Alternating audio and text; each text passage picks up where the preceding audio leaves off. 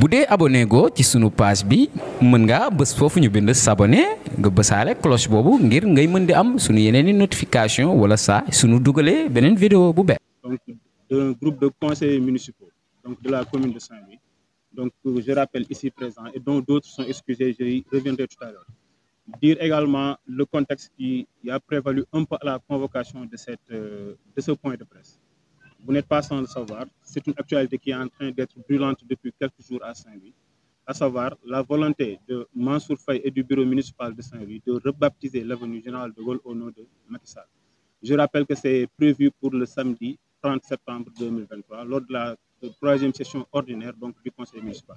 Alors, ce qui se passe aujourd'hui à Saint-Louis, c'est que depuis l'annonce justement donc, de cette nouvelle, et les conseillers municipaux et toute la société civile à Saint-Louis, les activistes, les populations d'une manière générale, sont en train de se mobiliser. Dire quoi? Que c'est une chose qui n'est pas une première. En 2020, déjà, donc Macky Sall, plutôt Mansour Faye, avait voulu faire passer une telle proposition qui ne trouvait pas l'adhésion des populations de Saint-Louis, ce qui avait voulu une mobilisation qui était exceptionnelle et qui avait conduit le bureau municipal d'antan, le maire à sa tête, à renoncer justement donc à cela. Alors, on ne peut pas comprendre aujourd'hui, 3 ans après, une décision qui n'avait pas du tout été approuvée par les Saint-Louisiens, que le maire revienne à la charge donc pour nous. Donc nous reviendrons tout à l'heure de manière beaucoup plus détaillée sur ces éléments. Mais dire que depuis l'annonce, un groupe de conseillers municipaux s'est mobilisé pour dire non et est déterminé à porter le combat et voter contre. Donc pour le moment, nous sommes un groupe de 20 conseillers municipaux. Continuons à lancer l'appel au niveau des autres conseillers municipaux pour qu'ils rejoignent ce combat au nom du principe, nonobstant toute obédience politique, toute appartenance politique.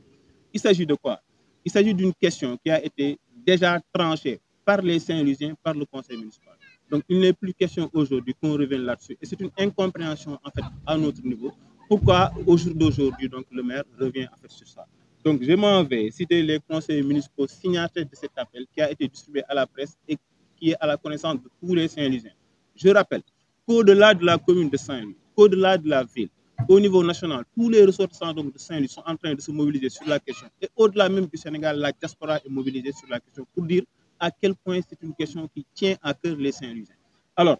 pour les signataires de cet appel, nous avons le doyen Moustapha Diouf, qui, je rappelle, par ailleurs, est membre de la commission chargée de tout ce qui est dénomination des rues et places publiques à Saint-Louis. Moi-même, Djibril Dien, Astou Ketere Sey, Baye Salamar, Seynabou Yassine Samb, Yassine Mandoumbe Dien, Oumar Seck, Mayoro Dieye, Mamadou Diop, Lissong Wad, Awolo, Djibril Sakho, Fatou Diop, Seynabou Soumaré, Aïda Fall, Idrissa Diallo, Moustapha Dien, Pape Malik Diop, Ndeye Khadilo, Khadiba, Cheikh Souran, Mamadou Wad. Et nous espérons que cette liste est non exhaustive.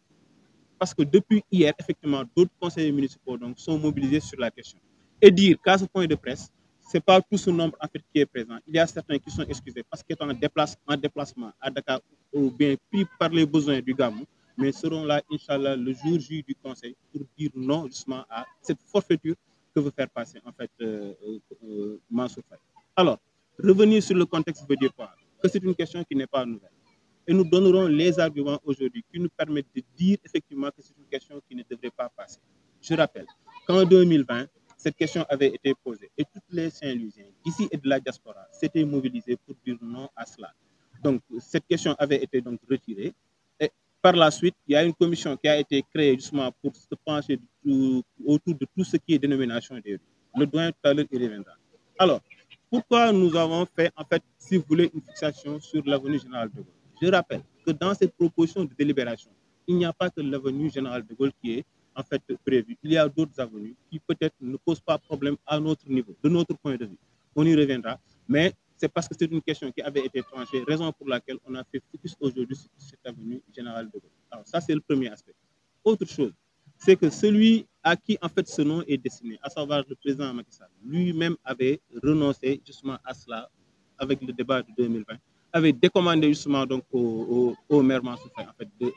de sortir de ça. Pour dire quoi? Que c'est une question qui mobilise aujourd'hui toutes les Saint-Louisiens. Pour ne pas trop tirer en longueur et peut-être revenir sur cela dans les détails, on donnera tout à l'heure la parole en fait, au doyen Moustapha Diouf. Donc Djibril Sakho également, conseiller municipal, prendra la parole. Et notre consoeur Yassine Samb également prendra la parole. Mais pour dire quoi? Il est important de le préciser, que nous, conseillers municipaux, lançons juste l'alerte, lançons l'appel. Mais c'est une question qui transcende aujourd'hui ces conseils municipaux, mais qui touche toutes les populations de Saint-Louis. Et vous verrez, Inch'Allah, le jour J, tout le monde se mobilisera autour des questions. Et c'est un appel que nous lançons aujourd'hui à toutes les populations de Saint-Louis, d'ici et de la diaspora, de se mobiliser autour de ça. Mais surtout de venir le jour J, manifester justement donc leur désapprobation, leur désaccord par rapport à ces questions qui aujourd'hui mobilisent tout le monde. Voilà, bonjour chers journalistes. Comme vous l'avez constaté vous-même, il y a une mobilisation comme un seul homme des conseillers municipaux soucieux de l'avenir de la ville de Saint-Louis, de l'avenir de la commune de Saint-Louis, qui aujourd'hui se retrouvent autour de cette table pour dénoncer ce que, une fois encore, le maire de Saint-Louis veut donc nous faire accepter et nous mettre devant le fait accompli. Heureusement que ces conseillers municipaux, ces activistes, ces Saint-Louisiens bontins qui sont de tous bords se sont mobilisés et se dresseront contre cette forfaiture. L'homme qui a été proposé pour porter le nom de cette avenue, lui-même a décliné l'offre. Aujourd'hui, on est en droit de se poser la question pourquoi le maire de Saint-Louis s'entête à vouloir enlever un nom pour y mettre le nom du président Macky Sall. Certainement parce qu'il n'a pas eu à faire une réalisation d'envergure à travers la ville de Saint-Louis à telle enseigne qu'il ne pourrait passer outre. Peut-être qu'il y a eu des ronds-points, il y a des, je ne sais pas, qu'il a eu à mettre en place. Et personne ne s'y opposerait. Mais nous continuons à nous poser la question. Pour ce faire, les conseillers municipaux ici présents demandent à tous les Saint-Louisiens de se mobiliser le samedi prochain, Inch'Allah, pour venir assister au conseil municipal. Ils en ont le droit, parce qu'il y a une partie réservée au public. Tous les Saint-Louisiens qui sont vraiment mus par l'avenir de leur ville, l'avenir de leur commune, sont invités à venir massivement le jour J au niveau du conseil municipal. Je ne saurais dire plus que mon collègue qui m'a précédé, Djibril Dieng, parce qu'il a bien posé le cadre et qu'il reste à lancer un appel vibrant pour que tout le monde, ce jour-là, soit présent et dire non au maire de Saint-Louis. Parce que la personne concernée, à savoir le président Macky Sall, lui-même avait décliné en son temps. Mais pourquoi il revient à la charge? Pourquoi il s'entête? Et nous nous sommes rendus compte, effectivement, qu'il n'a pas eu, même durant un mandat de 5 ans, il n'a pas eu à faire une réalisation telle qu'il l'avait promis quand il battait campagne, donc en 2014. Ce sont ces propos que nous voudrions rajouter parce que il y a ici présent un membre, le rapporteur même de la commission de dénomination donc des édifices et des rues. Je ne sais pas si j'ai bien prononcé le nom de la commission. Ici présent, en l'occurrence, le doyen Diouf, qui a été dans toutes les réunions où il s'était agi de changer des noms ou bien de faire porter à des rues nouvelles, à des rues qui n'avaient pas donc de dénomination, à ces rues-là des noms. Il est toujours présent, mais il n'a jamais été question au cours d'une réunion, en tout cas depuis que le président Macky Sall a décliné l'offre, aucune réunion n'a été convoquée à travers laquelle il était question donc de l'avenue Général de Gaulle qu'il fallait changer pour y mettre le nom du président Macky Sall. Donc c'est un manque même de respect notoire. Mais lui, il y reviendra de fond en comble par rapport donc, aux travaux que la commission a eu à faire. Tout ce que nous demandons aux Saint-Louisiens, c'est de marquer leur présence, fortement d'ailleurs le jour J, pour marquer leur opposition aussi par rapport à cette forfaiture que le maire de Saint-Louis veut nous imposer. waaw ci wolof li ma ciy wax moom dafa gàtt parce que sama naataango bi di Djibril Dieng déjà campé na sujet bi campé na débat bi li ñuy wax rek mooy fii nga xam ni moo indiwaat coow li andi woon na fi coow ay jamono en 2020 déjà Saint-Louisien yëpp mobilisé wu ñi nekk Ndar ñi nekk Sénégal ak ñi nekk dans la à travers la diaspora ñëpp taxaw lànk ne loolu du fi am ndeyu mbill gi ki nga xam ni moom la ñu bëggoon a tuddee mbedd moom muy avenue Général de Gaulle muy le président Macky Sall moom mu ne far yàlla sax moom bëggatul léegi ñu demaat ba jamono bi ñu gisaat la même chose anam biñ ko jaarale sax dafa ñaaw parce que dafa am commission boo xam ni moo war a lijjanti yooyu ca mairie ba commission boobu amul fenn fuñ fi waxtaane waat lu jëm ci avenue bi nga xam ni moom la ñu war a changer tuddee ko président Macky Sall kon ndegam bëggul te kenn waxtaanewu ko waruñu ci def forcing ne dañu koy jàlle mu neex mu naqadi moo tax ñun conseillers municipaux yi ñi ngi demander Saint-Louisien yëpp ñu ñëw assister jour boobu parce que loi bi maye na ko yoon maye na ko am na partie bu ñu réservé pour le public ñoom ñëpp ñu ñëw massivement ñëw fekke si réunion boobu nga xam ni conseil municipal daf koy tenir samedi bii di ñëw muy 3e session mobilisation boobu la ñuy demander na ñëpp bàyyi li ñu doon def bàyyi fi ñu doon dem te ñëw taxaw parce que dëkk bi moo woote Ndar moo woote ñi ne ci diaspora bi nag xëy na duñu mën a ñëw mais seen xel mi ngi fi kon loolu la ñuy doon wax di ko sànni Saint-Louisien yi ñu mobiliser wu parce que tamit lii mbéjum kanam la te mbéjum kanam borom moo ko mën a fajal bopp. comme ni ko suñu frères yi waxee tey dañu ñëw pour wax ak askanu Saint-Louis ñu ngi leen di nuyu ñoom ñëpp di leen jox seen wàccuwaay ndax dañu ñëw toog barki démba ñu indil ñu convocation boo xam ne pour le 30 septembre mu nekk loo xamante ne nii bi mu ñëwee aussi mbetteel la su ñun ndax en 2020 nekkoon na loo xam ne maire Mansour Faye yëkkati woon na ko askanu Saint-Louis yëpp jug dénoncé ko xeex ko comme ni ko suñu frères yi jot a waxee ñu am rek ay questions yu ñuy laaj parce que am na yoo xam ne bu ñu ko waxee sax répétition lay doon mais li ñu wax du question ne président Macky Sall la ñuy tere ñu tuddee ko parce que c'est un Sénégalais si Sénégal ba pare jiite na Sénégal pendant 12 ans li ko fi dese bëriwul ñu koy ñaanal yàlla mu dem ci jàmm donc tey war nañ ko mën a tuddee fu ne si Sénégal képp koo xam ne toog nga liggéey fa loo xamante ne war nga gis ne war nga ko tuddee loolu kenn du ko bañ tey bu fekkoon ne monsieur le maire dafa liggéey fii def fi benn am lu mu fi créé mu am lu xam ne def na ko biir Saint-Louis ñëw tey ne da koy tuddee président Macky Sall kenn du ko tere ndax am na loo xamante ne nii am na ci droit mais dafa fekk ne dafa nekk loo xam ne dañ cee waxoon ba pare en 2020 président Macky Sall ci boppam wan ko ne lii arrêté ko teg ko ci suuf parce que d'accorduma kon suñu ñëwee tey à notre grande surprise ñu ñëw comme ni ñu ko waxee suñu doyen bi bokk ci commission bi mu nekk loo xam ne waxuñu ko fa te dañu war a toll ci moment boo xam ne lépp lu ñuy def dafa war a am consensus man pour man boo jiitee askan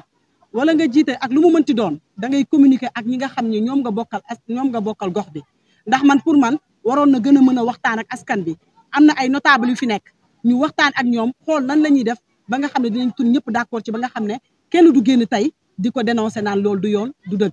donc ñu koy woo si lenn parce que tey bu fekkee ne dañu ne avenue Général de Gaulle ñu tuddee ko mag ñun dañ koy poser question pourquoi am na ay figures emblématiques yu fi nekk yoo xam ne comme Almami Mataw Fall war nañ ko mën a tuddee ku mel ne Alioune Badara Golbert Diagne ñu koy jooyto neppeeguñu yàlla na ko yàlla yërëm Alioune Badara Cissé kenn ñëpp xam nañu médiation bi nga xam ne moom la doon dundee au Sénégal di dox ci jàmm pourquoi pas imam El Hadji Omar Diallo pourquoi pas aussi Abdoul Majib Diop nga xam ne ñoo ñëpp ay notable lañ ci réew mi lu tax waruñu ko mën tuddee donc si loolu moo tax mu nekk loo xam ne dañuy taxaw pour dénoncer ko dañuy taxaw pour xeex ko comme li ñu wax nañ ko ñëw dénoncer le 30 septembre à la mairie ñu ñëw wan Mansour Faye ne ko li muy def ànduñu ci tey ànduñu si ëllëg ndax nag comme li ñuy wax lu ñëpp bokk dañ koy pencoo te il est temps nag ñuy toog kilifa yi nekk si si nga xam ne ñoo nekk ci réew mi ñoo nekk aussi si gox yi ñuy waxtaan ak ñoom di communiquer ak ñoom réeroo amul ñàkk waxtaan moo am bu boobaa bu ñu trouver ku ñu mel ne suñu doyen yi nga xam ne ñoom ñi ngi fi mën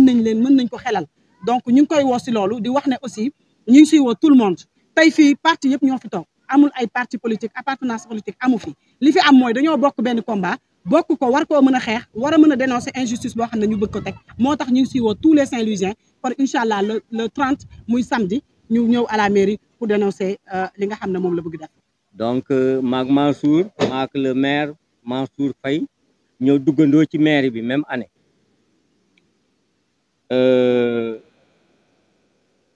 gars yi soxlawul di dellu si ci yenn yi ñu ma jiitu ñu sama naataangoo yi wax nañu ko ci affaire bii mu def wax nañu ko moom ci boppam ci benn session conseil municipal bu doon discuter sur le changement du nom de la place Faidherbe après les débats moom moo proposé ni au lieu que ñu changer turu place Faidherbe rek y a d'autres places ak yeneen rue ak yeneen édifice yu nga xam ni amuñu tur wala tur yu ñu am yi duñ ko war a changer mu ni donc il va mettre en place une commission chargée de la dénomination des rues, des places publiques et des édifices. Dans la semaine mu génne arrêté taxawal commission bi jël première adjointe au maire Aïda Mbaye temps yooyu moo doon première adjointe au maire def que présidente commission bi man mii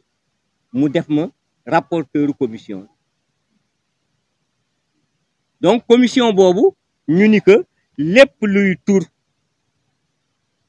dénk nañ le dossier boobu nga liggéey ci ñëw indil ñu ko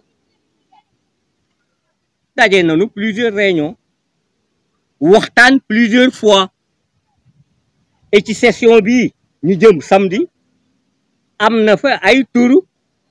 ay mbedd yu nga xam ni commission bi waxtaanoon na ci ba déggoo seen biir ba ni nañ leen changer wala ay mbedd yu amul woon tur ñu proposer fa ay tur ma yëgal leen ni commission bi itam composition commission bi c'était Saint-Louis en miniature parce que il y avait des conseillers municipaux, il y avait les délégués de quartier, il y avait les présidents des conseils de quartier, il y avait des intellectuels tels que le CRDS, tels que l'université Gaston Berger, il y avait l'armée qui était représentée dans la commission, il y avait les qui traditionnels,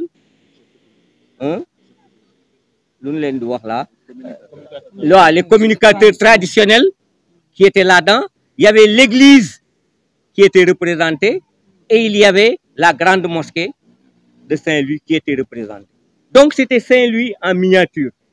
qui était dans cette commission-là.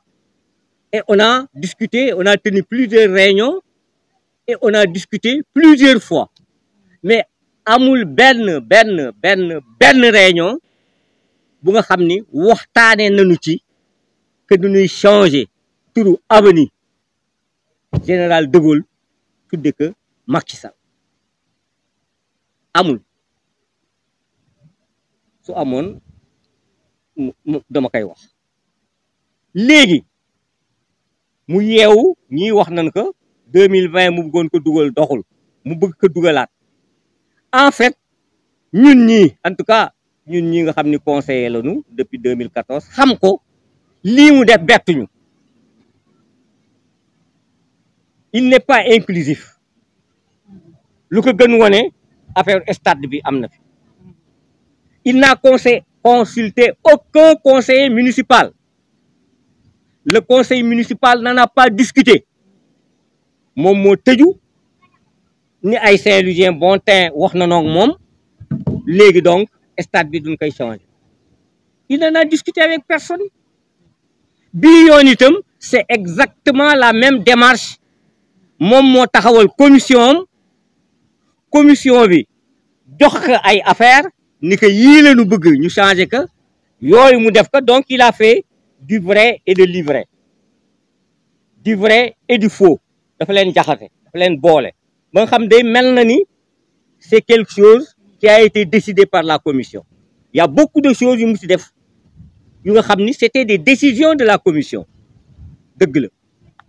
mu bul xalaale ci bii rek la ci dugal te bokkul woon ci les décisions de la commission mu dugal ko ci. mais comme nu ko sama naataango yi waxe na woon fa woon ñu fi nekkoon ñi démb ak bërki démb bañoon ñi ngi fi ba léegi. yàlla def na ni ñu ci bari si ñoom ñi ngi dund ba léegi te ñi ngi fi ba léegi. nun ko bañe woon en 2020 noonu lañ koy bañewaat en 2023. léegi nag lu ci des ñun ay conseillers municipaux la suñu waru gar suñu demee ca bés ba ci biir salle ba lépp lu ñu war a def pour xeex affaire bi mu bañ a jàll daanu ko def. mais mbir mi du mbiru conseillers municipaux yi rek nu ko ñëpp waxe mbiru Ndar yëpp la, mbiru waa Ndar yëpp la. moo tax ñuy woo waa Ndar yëpp góor jigéen mag ndaw. sunu sœur bi wax na ko léegi fii xëy na am na ay parti politique yu bari yu toog mais kenn mënu leen xam ñun ñëpp duñu joxante la. même mairie ba en fait même mairie ba sooy xool soo fa duggee doo xam kii tii bii parti la bokk doo xam kii bii parti la bokk parce que loolu taxu ñoo jóg. Saint-Louisiens yi duñu fal et nous travaillons pour la cause de Saint-Louis, la cause des Saint-Louisiennes et des Saint-Louisiens. Donc nos appartenances politiques, une fois qu'on est avant nous élire nous mettons en avant nos appartenances politiques pour faire campagne et nous faire élire. Mais une fois qu'on est élu, on n'est plus membre d'un parti au niveau du conseil municipal. On est là au conseil municipal pour travailler pour les Saint-Louisiennes et les Saint-Louisiens qui nous ont fait confiance, qui nous ont élus et qui nous ont demandé lii la ñu bëgg suñu dëkk mel ko te seen loxo la war a jaar pour mel noonu. Malheureusement à la tête de ce conseil on n'a pas un homme consensuel buy waxtaan ak nit ñi buy diisoo ak nit ñi buy vraiment waxtaan ak nit ñi daal disons. Il fait cavalier seul te joxe naa fi léegi bii cavalier seul la def affaire stade bi cavalier seul la defoon et donc chaque fois day def cavalier seul et à chaque fois que mu def que il y a toujours une riposte. Il y a toujours une riposte des Saint-Louisiennes et des Saint-Louisiens qui lui ont toujours dit non. En 2020 il a reculé gars yi wax nañ ko et man c'est la question que je me pose. Le président Macky Sall moom ci boppam nee na déedéet bul ma ko tuddee nee na gorom bi bul ma ko tuddee xam naa ni bëgg nga trop sa sœur bi sa jigéen bi xëy na moo tax nga bëgg ma di neexal nii mais bëgguma mais moom mu ni daf ko koy tuddee par force. Ça vraiment ça ne peut pas s'expliquer et je pense que yéen journaliste war ngeen xam ni que loolu yanuwul maanaa jaaduwul te waa Ndar yëpp noonu la ñu war xamee ni yanuwul maanaa et on compte sur vous yéen journalistes yi pour que suñu appel bi ngeen multiplier que mu dugg ci biir population yi mu bañ a nekk rek suñu appel yéen it vous êtes des Saint-Louisiens appel bii ñu def ñun yéen ci ngeen bokk. On vous appelle vous aussi à vous mobiliser contre cette forfaiture ba nga xam ne bi